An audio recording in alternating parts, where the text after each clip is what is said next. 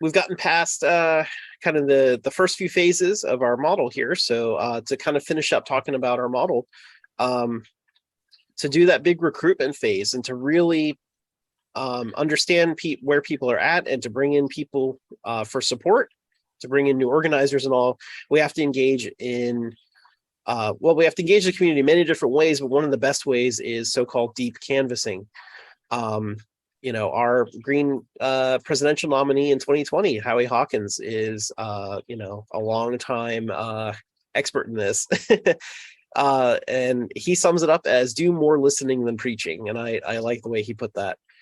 Deep canvassing is about having conversations with people in your community, but specifically to listen to what they think are the problems and what they think might be solutions, and have that conversation around the issues that they're worried about. And that's how you build the trust and the good relationships over time, when you actually listen to them. One of the biggest feedbacks you get from this that people say is, I've never had the Democrats or the Republicans knock on my door and ask how I feel. They never care how I feel, right? They never care what I think.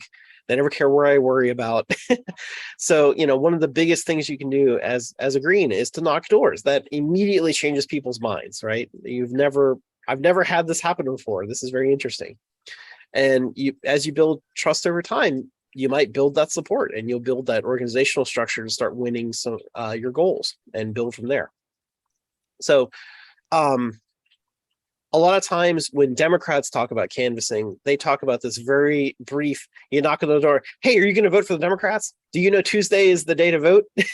And they'll only go door knock on, like Chris was saying, the people in their electronic system that are marked as, strong supporters of Democrats, right? They get their list of registered Democrat voters. They look at the ones that are the strongest supporters. They go knock those doors and remind them to vote. It's very much a mobilizing mindset, and it's not going to do the organizing that we need to change people's minds and to build a movement. And there's research that even shows that brief door-to-door, if you just knock and remind people and all, has pretty much zero effect on people's voting choices. If you just say, hi, the election's Tuesday, here's my flyer or whatever, most people don't pay attention to that. Deep canvassing is very different, where you have this long conversation about their interests. Again, you're not there to preach. You're not there to say, here's what I want to do. You're there to say, I'm concerned about things and I want to hear your stance. I want to hear what you're worried about. I want to hear, how we can work together on this. And research has shown that does actually have measurable effects and does actually change people's minds. So I have linked here one study that said 10-minute conversations can actually reduce transphobia. A lot of times folks that, fall into very transphobic ideas and concepts and all are because they've been lied to. They've never met trans people, all these different things. So having that conversation and humanizing it and listening to their concerns and saying, oh no, here's what's going on, and building that trust and all is what eventually changes people's minds. And that's just one example. There, of course, there's lots of issues that research has shown that this is effective at. And it's much more effective than any other type of outreach, whether it's sending flyers, mailers, doing speeches, putting stuff on, YouTube and stuff and things. That doesn't mean that they have no effect. It just means that deep canvassing is one of the best things that you can do. That's going to most likely to change people's minds.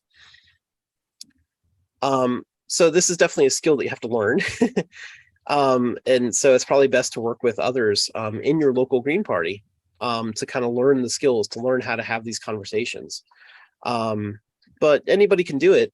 It's don't be afraid of it. In fact, a lot of folks, when they start doing deep canvassing, they report that that's actually some of the most fun that they have doing political organizing. When they go and talk to people and they have these really good deep conversations about issues, and they learn things about the community that they didn't know before, and they meet people in the community that are very interesting people that have their own histories and stories and all, and they have been itching to share that story with, but again, Republicans and Democrats never knock their doors.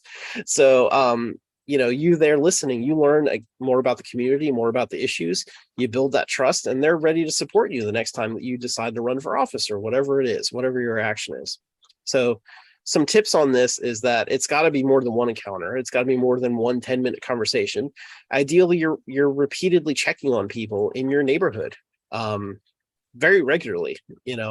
What that means is maybe a little bit up to you, but it has to be repeated contact.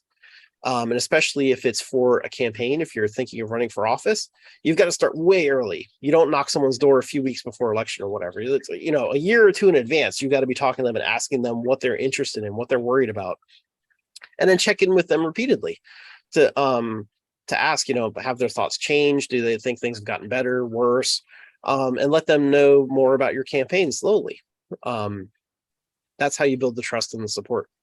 Again, you want to listen to their concerns and try to relate those to your platform. So once you're running for office, you probably have decided some things that you want to highlight in your platform. But again, you don't want to show up and just preach your platform to people. When folks start talking about their concerns, you want to relate that to your platform. When they complain there's not enough good jobs or whatever it is, you want to relate that back. You're right, there's not enough good jobs. That's why I support a Green New Deal. That's going to build all kinds of green jobs around this area, and deal with pollution and all. You don't like the pollution, do you? There's ways that you can relate folks' concerns back to your platform. But of course, be open to adding things to your platform, or making it more clear, at least, as you're learning more from your community. It's better to not put voters on the spot and ask, do you support this, yes or no, or whatever. It's better to just ask more generally what their concerns are.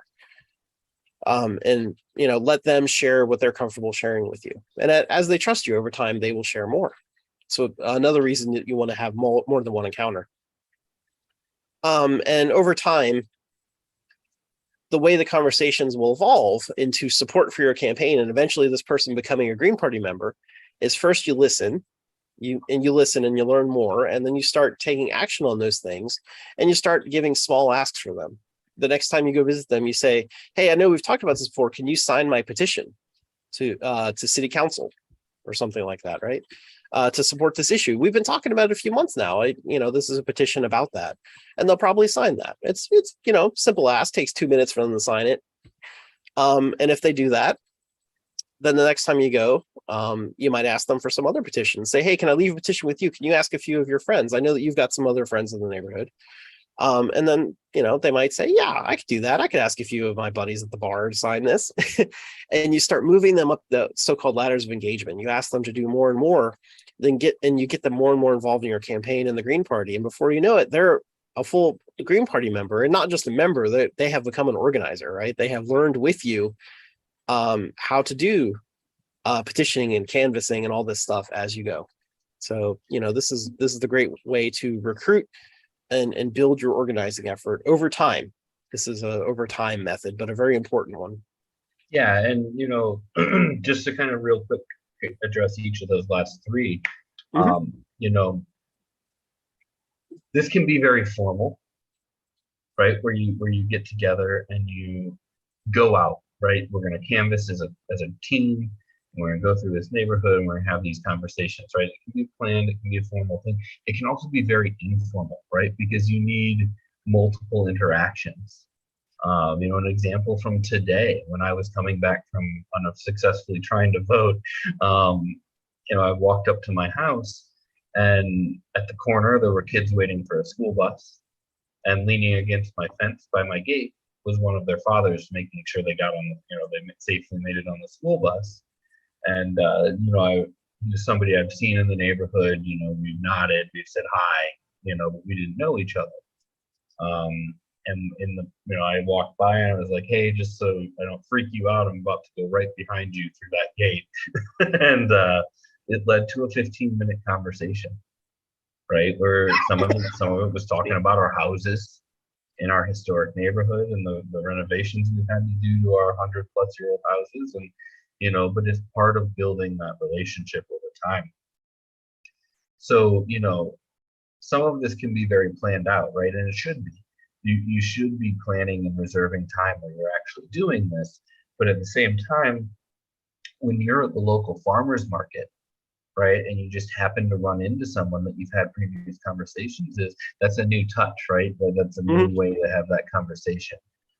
So it's like a 24/7, 365 type of organizing. where you've got, you meet your neighbors. We had someone on our last Organizing 101 call say, basically, how do I figure out where in my town to start organizing? And my response was your neighbor, and then your other neighbor, and then their neighbor, and then the other side's their neighbor, right?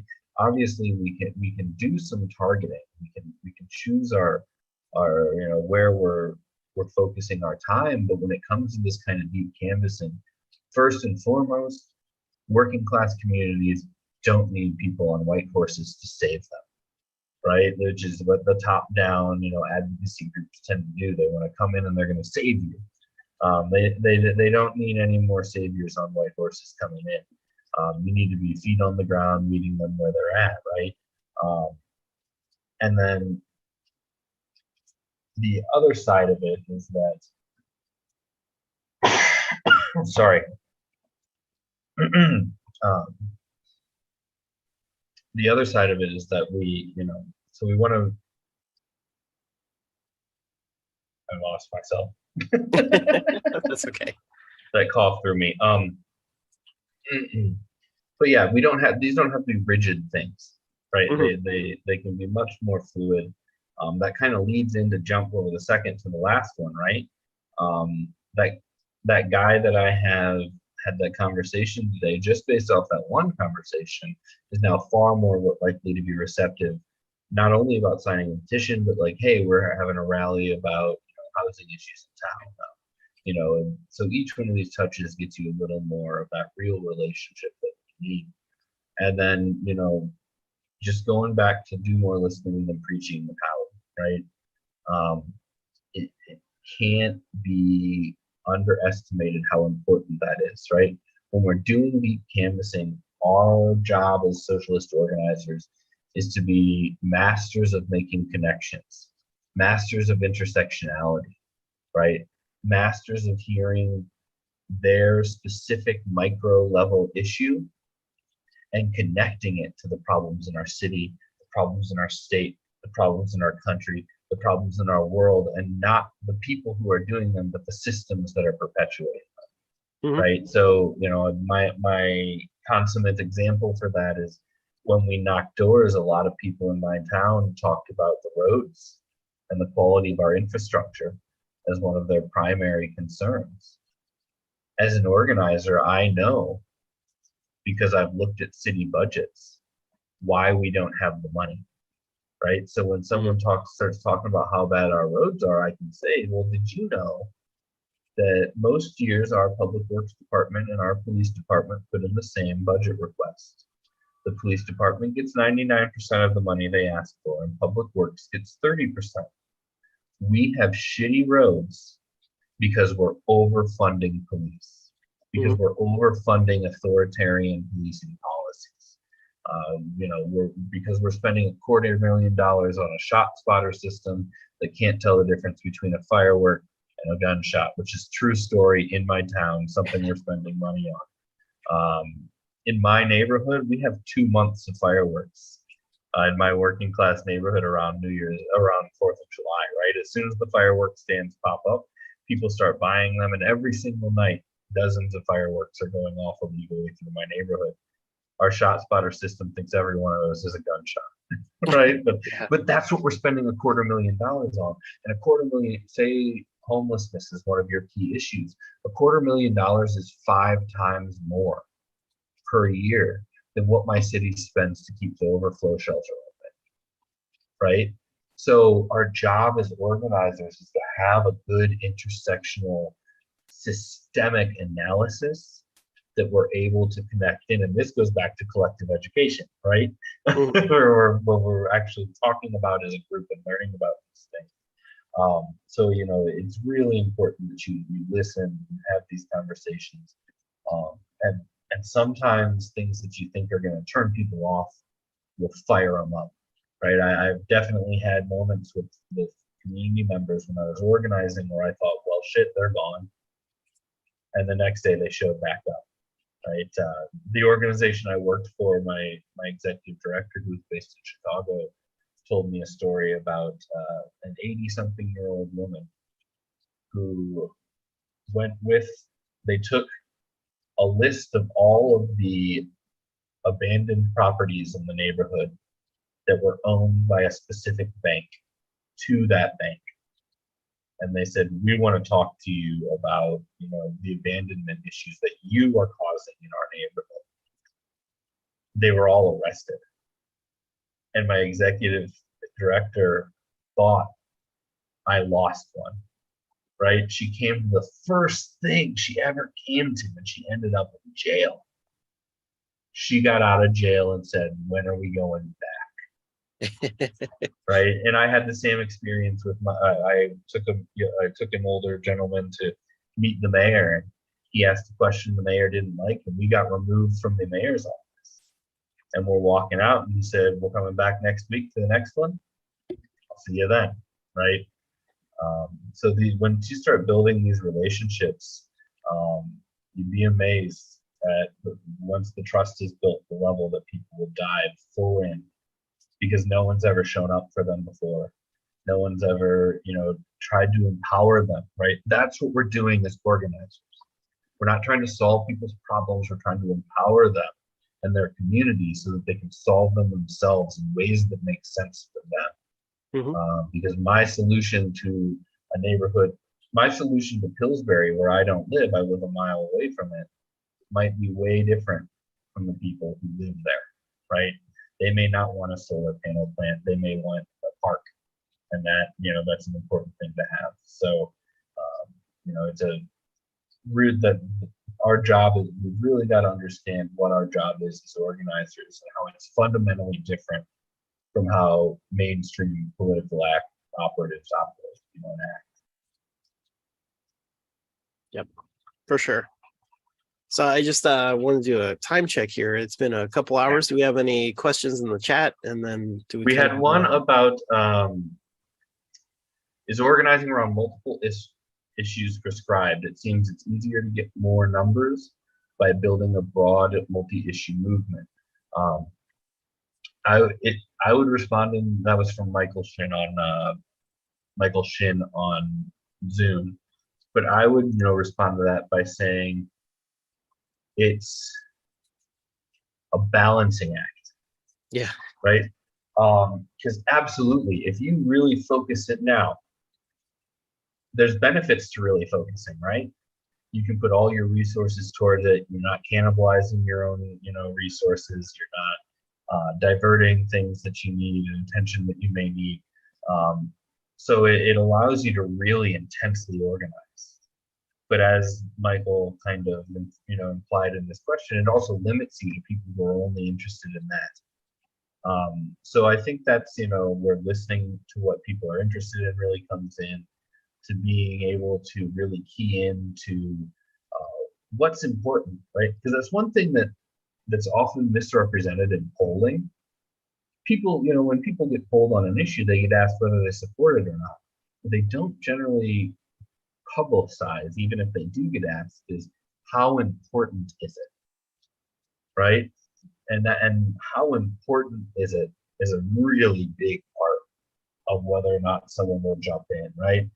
Loosely supporting Medicare for all, because philosophically it sounds like a good idea, or it makes fiscal sense, right? 50% of registered Republicans support Medicare for all, and I bet a lot of them it's a fiscal thing, and a lot of them it's an access thing, but just kind of loosely supporting it for those types of reasons is different than I've been uninsured for years or underinsured. I can't go to the doctor, right? That person's they have a vested material interest in it, and they're going to go, right? So I would generally advocate for multi-issue organizations and movements, especially we're a Green Party, right? We have we are by definition a very broad issue organization. So that it's kind of built into what we do. But at the same time, if you've got 10 people and they're each working on 10 things independently, your success rate is going to be way lower than if you had those 10 people working on 2 things in groups of 5. And that's the kind of internal, democracy that you need to have. And you need to be able to work things out. And You need to be able to kind of analyze, where are we working? Where are we at in the process of different things, right? Because having 4 campaigns that are all kind of in the same level of activity and at the same level of development and evolution is a big resource sink. But if you've got one that's at stage 4 and one that's at stage 3 and 2 and 1, and they're staggered like that, then it's a whole lot more manageable, right? That one that's in initial stages is all about research that can be done at any time, policy analysis, that kind of stuff, and you're not worrying about thinking about like a local action or something like that. If you have 4 issues you're trying to pass through your city council, you don't want them all up at once, because you're going to waste your political capital, right? You can only go and demand votes from someone who might not necessarily support you so many times, right? So how many issues you're working on is a balancing act, and where the tipping point is largely depends on the capacity of the organization, right? And so another area you might want to think about is in terms of this. Let's say in the beginning you had an organizing area that you thought was going to be really successful, but it's just not bringing new organizers and new activists into your organization. You may want to put that one on the back burner, right? Because if it's not building your organization, it's going to be harder for you to increase your capacity. You're putting resources into something that's not having a measurable return. So yeah, it's a really hard balancing act. I think it's really important to be fluid. And that, I think, is going to be where a lot of the multi-issue stuff comes out, right? You're focused on a campaign really hard for this, but then something happens in the world and you get pulled in. And there's a pros and cons cost analysis thing you got to do to say, do we really get pulled in, or do we keep doing our thing? But I think a lot of the time you're going to get pulled into other things by stuff outside your control, right? Did anyone think we were going to be talking about this much about public health in 2019 when we were getting ready for a presidential election? But then public health became a absolutely key part of political conversations in the 2020 election, right? So we've got to be able to do that balancing act, and we've got to be able to shift and be fluid, because the world's shifting and fluid. So yeah, it all depends on your material, what's going on in your local, right? What can you handle, what can't you, and figuring out that balance for you. Because I'll tell you, as someone who's been a decade of organizing on the national level, 9 years in the National Green Party, burnout's a real problem. Right? So you don't want to overload yourself. And it's so easy to do because there's so many important issues. But you're not useless to anyone if you burn out. Right? You're not used. I had a friend in Occupy that literally didn't know how to respond to something and ripped his shirt off and stormed out of the meeting and never came back. Right? He was burnt out. He just didn't have the emotional energy to deal with something, and he flipped and we lost a person. So it's like balancing a scale during an earthquake. But in general, yes, I am a big fan of multi-issue, and this is where collaboration also comes in, right? You don't have to do it yourself. Find partners. You want to work on tenancy stuff, find your local tenant union. You want to work on environmental stuff, talk to your local environmental groups, right? Don't fight over turf.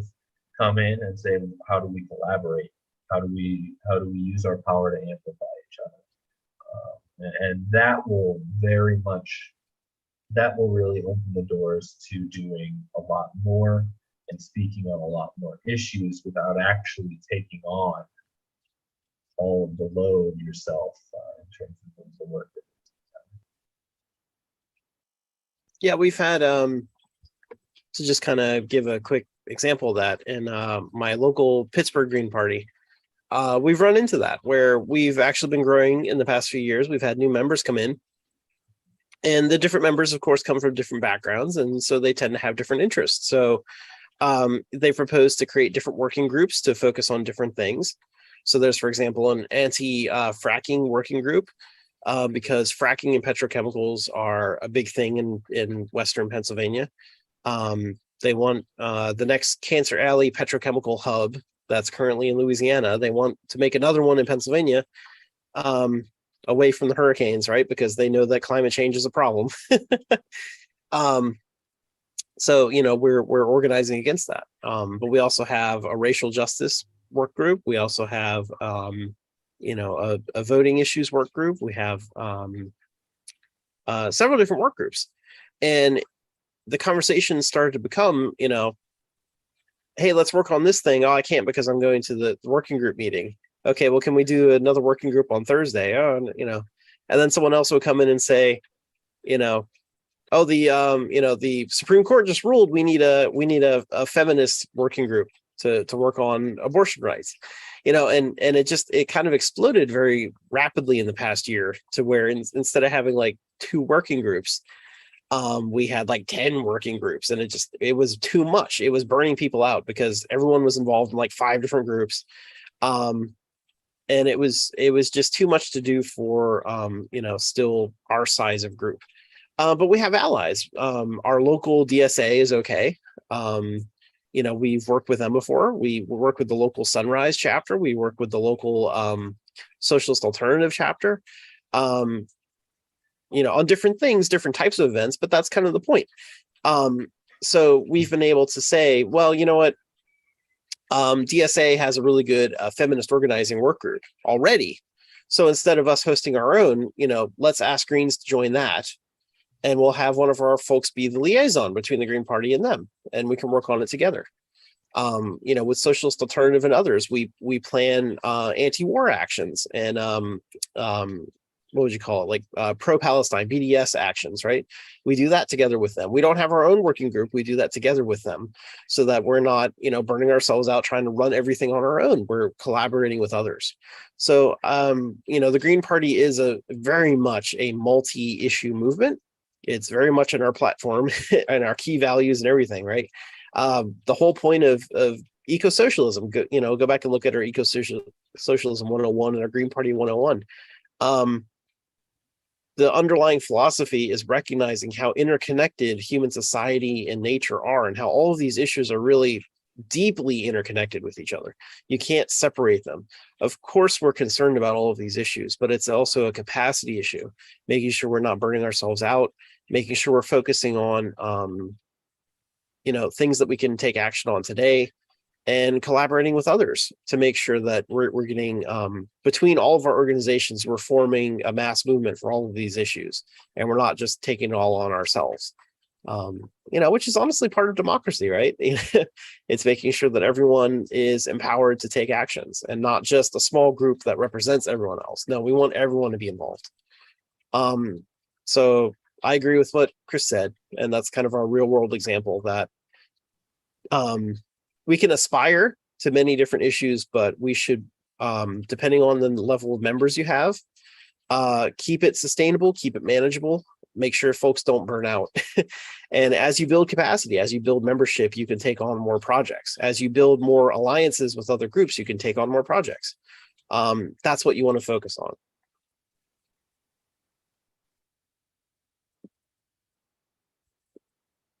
All right. So any other questions or how are you feeling, Chris?